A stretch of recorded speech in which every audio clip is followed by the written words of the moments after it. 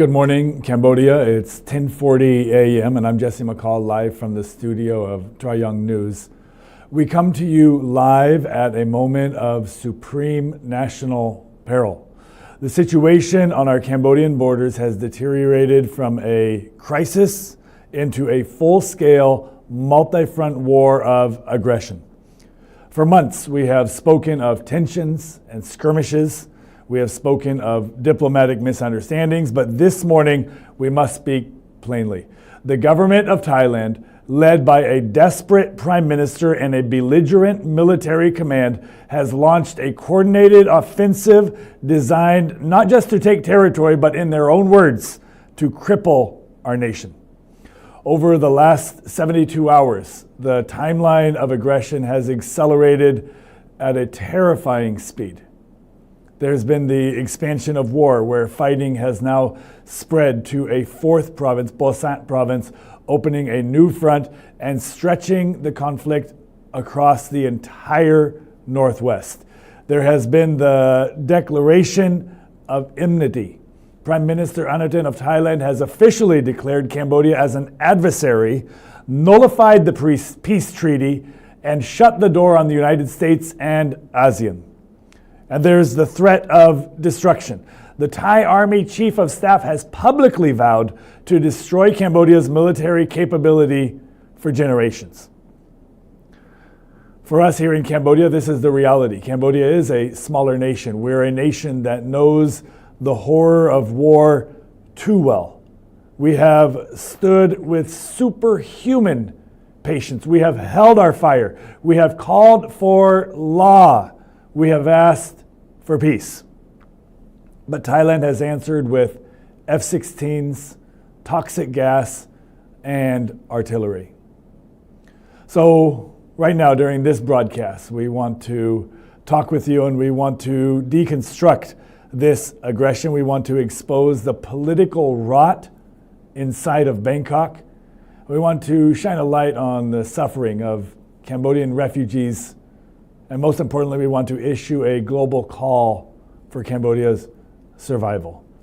Let us begin with the situation on the ground as it stands right now. As we speak right now, there is a serious escalation. We have received confirmed reports from the front lines that as of this morning, December 9th, Thai soldiers have opened fire again and again and again into Cambodian sovereign territory. This is not an isolated incident.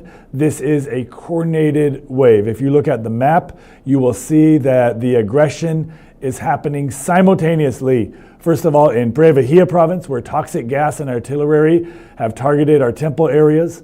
In Oda Menchay province, where heavy shelling continues. In Banti Menchay province, and this is the site of the civilian murders in Prey Chan. And now in Bosat province as well. This battle has expanded to Tamadan commune in Vil Vang district. Thai forces are now at this moment shooting at the Oplok Damre point. This expansion to Bosat province is a strategic escalation. Thailand is trying to stretch our Cambodian defenses and terrorize civilians across the entire northwestern frontier.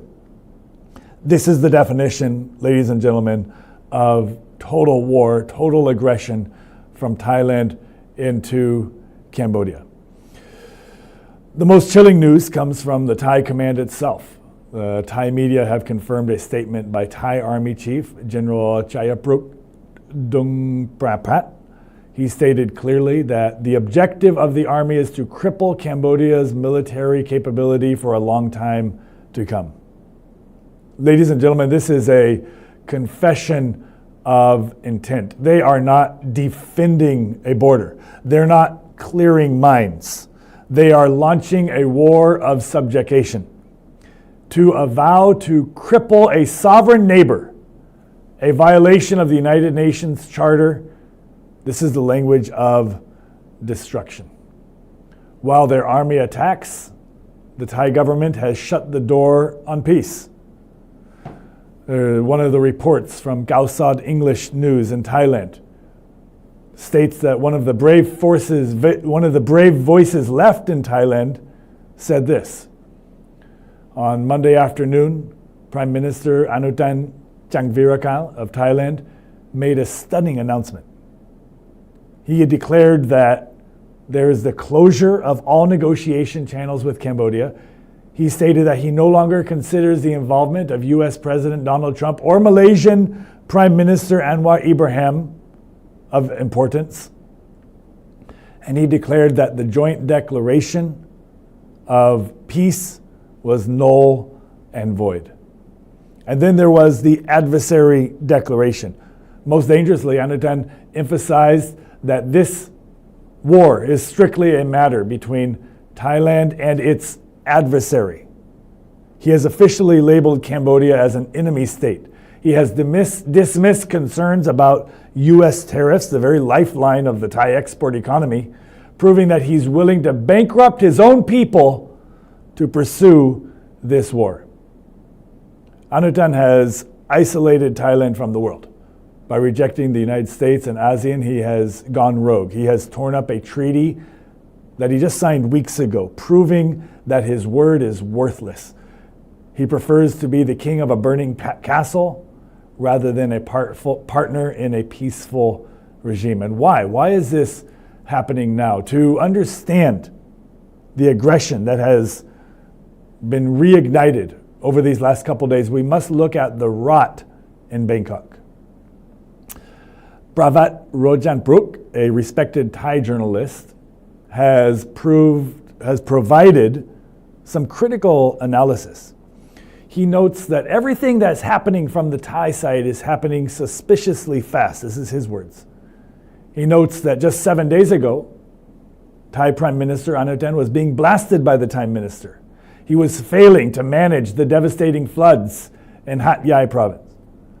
Then photos emerged linking him to suspects of scam and gray area businesses, illegal underground trade.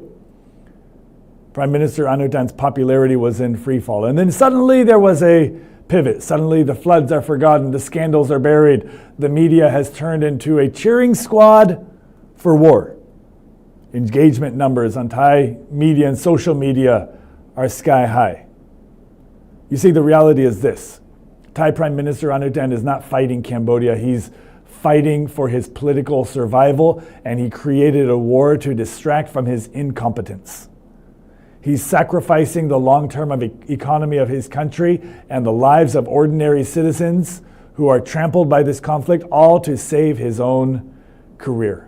This is the most despicable and cynical form of politics. When you can't lead your own country, you attack your neighbor. Thai Prime Minister Anutin is trading Cambodian blood for Thai votes. We must also understand what Thailand is destroying. They're not just attacking land. They're attacking success. For over 20 years, Cambodia and Thailand have had the JBC, the Joint Boundary Commission, that has worked together to demarcate the border using French colonial maps. For many, many years, Cambodia and Thailand were succeeding. Even over the last several weeks and months, we've had some good successes in working together with our neighbors. There was work in Battambang where border posts from 52 to 59 were nearly 100% complete. And there was good work in Banteay Meanchey province where border posts 42 to 47 were moving smoothly. But the Thai military realized that if the Joint Border Commission, the JBC, finished its work, the border would be settled legally. They would lose their excuse for budget increases and political power. So the Thai First Army area declared that they would use force to reclaim territory. Reclaim what territory? They bombed the border to stop the surveyors. Now they're trying to destroy the evidence of peace.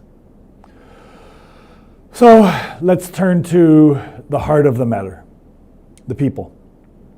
There's now a refugee crisis as the shelling expands to 4 provinces. We are seeing massive displacement of civilians. The reports of the children, elderly, and persons with disabilities are trying their best to flee these war zones. Farmers are leaving their harvest. Families are leaving their ancestral homes.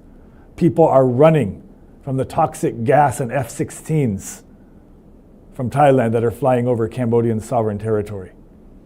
This is not just a military operation, ladies and gentlemen. This is a humanitarian catastrophe. Thailand is creating a generation of refugees to satisfy its nationalistic ego.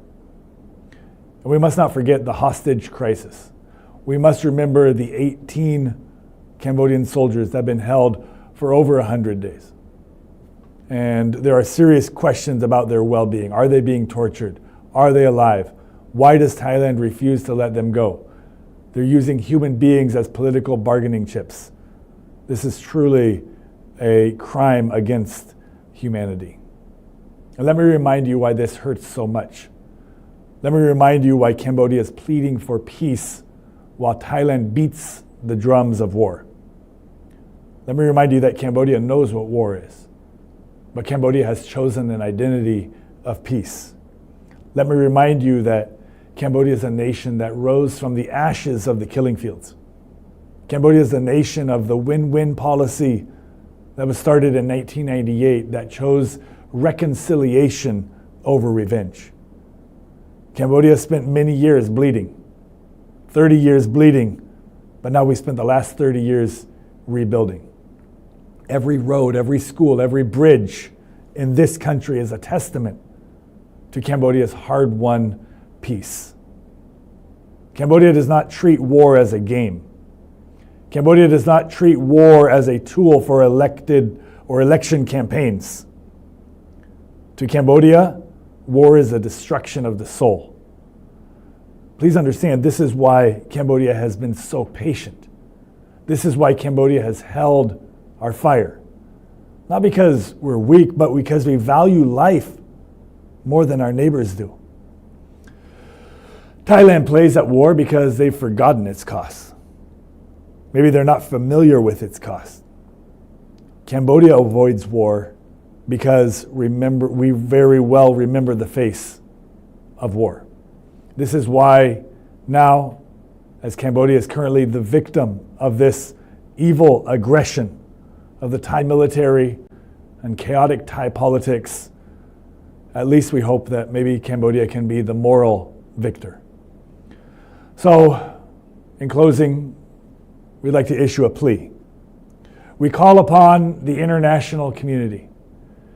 To the United Nations, you cannot claim to stand for a law while a member state vows to cripple another. Where are the sanctions? Where is the Security Council? To ASEAN, your chair was rejected by Thai Prime Minister Anutin. Your peace deal was shredded.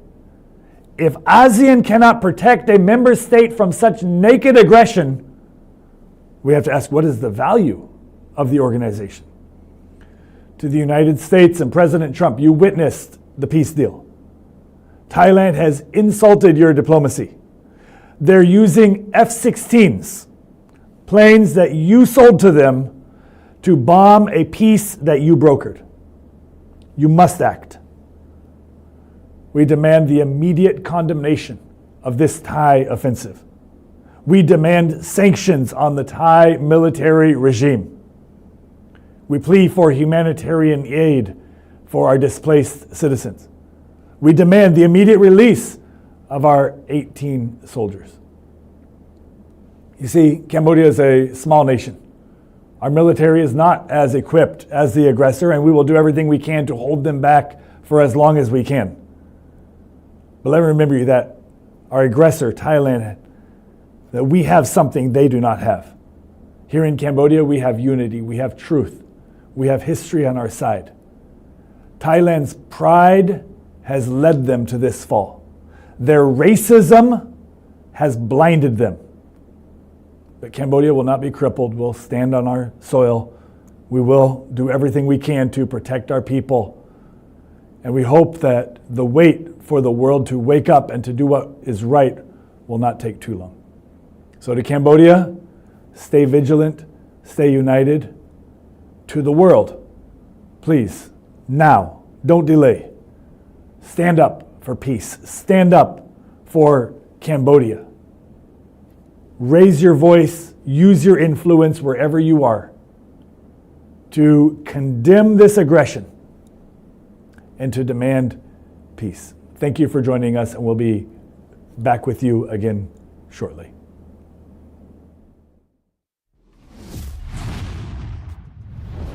ត្រយ៉ងនាំសារពិតគ្រប់ទីកន្លែង